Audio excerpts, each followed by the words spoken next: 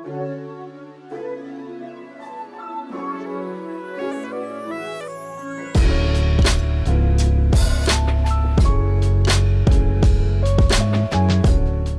I've been using iPadOS 16 for the last 2 weeks now. I've been using it on my M1 iPad Pro 11-inch. And I can officially say iPadOS 16 transforms the iPad Pro only if you have an M1 iPad. And that's pretty unfortunate. If you have a 2018 iPad Pro or even a 2020, man, you cannot be able to utilize some features. And you know what? The community has been demanding Apple to utilize the M1 chip, give us some exclusive features, and they finally did that. But now it's a slap in the face whoever have a 2020 iPad Pro, because man, now you got to get a new iPad to utilize Stage Manager and to utilize the full external monitor support. So I just decided to buy an iPad Pro. That's why you see an unboxing video on my Instagram page. Make sure you guys follow me on Instagram at Simplypops. I just did a quick swap because I already have the 11-inch 2018 model and I have the Magic Keyboard. So it's just a 1, 2, 3 swap. Now the thing is, if you don't have an M1 iPad Pro or M1 iPad Air, most of these features is not a big difference. Now yes, you have most of the features on iOS 16 onto iPadOS 16, plus the weather app, cool. You do have the change of the font and lock screen, but you can't customize it. Stage Manager and the full external monitor support, they're the real star of the shows. And the only way you can experience that is if you have the M1 iPad. I gotta say, the iPad has came a long way, man. It started off of launching apps full screen, and then you have the slide over, be able to run 2 apps at once, and now you have this Stage Manager where you can have floating windows, so you can actually resize each app and have it individual windows. This is something that we've been having for years, decades long on computers, and to see it on the iPad is actually refreshing. Now it has its limitations. You can only run up to like 4 apps at once. It's not like on the computer where you can have like 1,001 apps and you could position them in unique ways. It's not like that. On the iPad, it's gonna literally snap into place. Then you can be able to resize it a certain way. You have like the iPhone size and you have the mid size. It works well, but it's not as universal as like on the Mac or on Windows.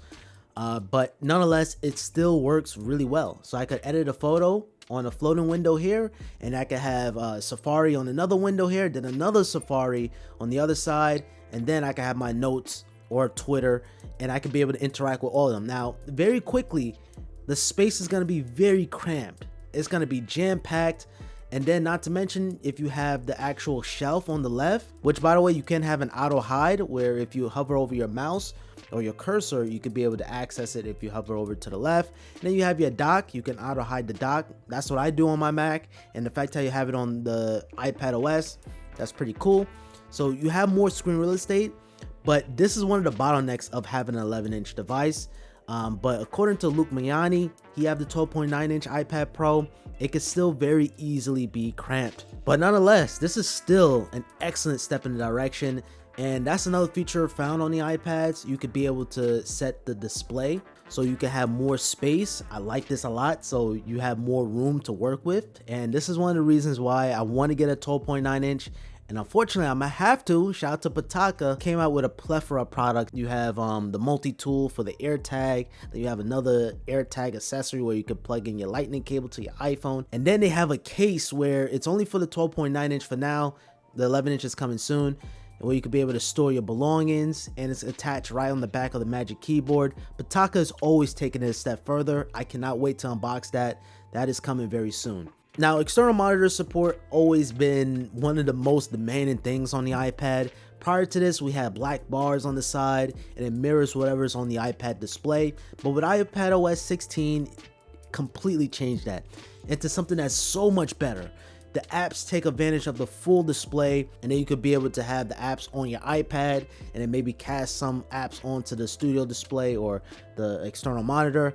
Now, I tried it on my ultra wide and I couldn't get it to work because this is an ultra wide, so maybe Apple need to support the ultra wide aspect ratio. But for this Apple Studio display, of course, that's going to work out the box.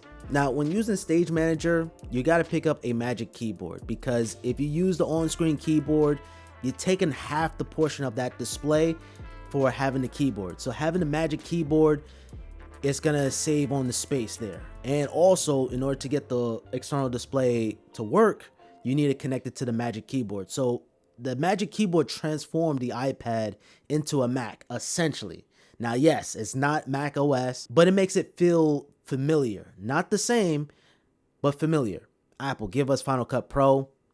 That's the only thing I feel like that's missing on the iPad. I had to take my glasses off for that, because if you want to utilize that and you just have an iPad Pro on a nice stand or whatever, you're going to need to spend $300+ to get that Magic Keyboard. And even if you connect dongles or adapters, it's just not going to work. I love iPadOS so much that I decided to do a quick little desk setup. And before we get into that, word from my sponsor, Nordpass. I've been using it for a month. I store all my passwords there. I deleted every single password off my Chrome, off of Safari, because your passwords are not safe. Data breaches are going all over the place, and Nordpass is going to keep your passwords safe. Nordpass, you can store all your passwords all in one place, and you can access all your logins with a single mastered password. To access your passwords, you need a password of a password. It has a data breach scanner, find out if your online account or credit card information has been leaked, and it's going to help identify where and when the leak happened and what type of data was compromised. So you can generate secure passwords. You have a built-in password health, so you can check if your passwords are weak or older than 90 days, or if it's been used on several accounts. And Nordpass is a zero-knowledge password manager, which means no one else but you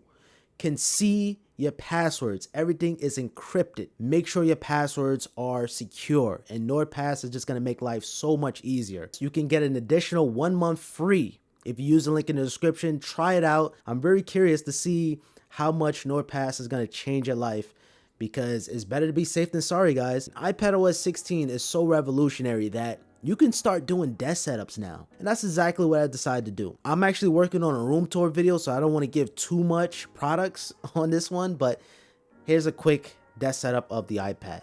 As you can see, there's really not that much going on here, but nonetheless, let me share with you guys some of the things I have on my desk. First up, I have an IKEA tabletop. Super affordable, and if you already have a desk setup right now and you just want to extend the width, and then alongside with that I have a Groove-made desk shelf. This adds another layer to the desk. Without it, it'll feel like it's incomplete, and that is what's holding up the Apple Studio display. And as we know, whatever stand option you go with, whether it's the tilt or the tilt and height adjustable, you're just stuck with it. Having this to elevate the height is a welcome change, and it looks aesthetically pleasing. And also alongside with that, I have my M1 11-inch iPad Pro, and on the right side I have my 2018 iPad Pro 11-inch. That iPad is still running iPadOS 15. This is not really a real setup, it's just for this video, to be honest with you guys, but nonetheless, underneath that I have my MagSafe charger. This is from Anchor. It's going to magnetically charge your iPhone. On the other side, the left side, I have a snake plant. And in terms of my peripherals, I'm using the Keychron K2 wireless, and as well as the Apple Magic Trackpad 2. And in terms of the desk pad, this is also from Groove-made. Groove-made makes excellent products. I highly encourage you guys to check out the site. The desk shelf is no exception either. I have another one in the walnut. Yeah, so they make quality products. Thank you guys so much for watching this video. I hope you guys enjoyed it. If you guys did, I appreciate it with a thumbs up. Thanks again to Nordpass for sponsoring a portion of this video. Help me reach 200,000 subscribers. And until next time, guys, have a simple day. Peace.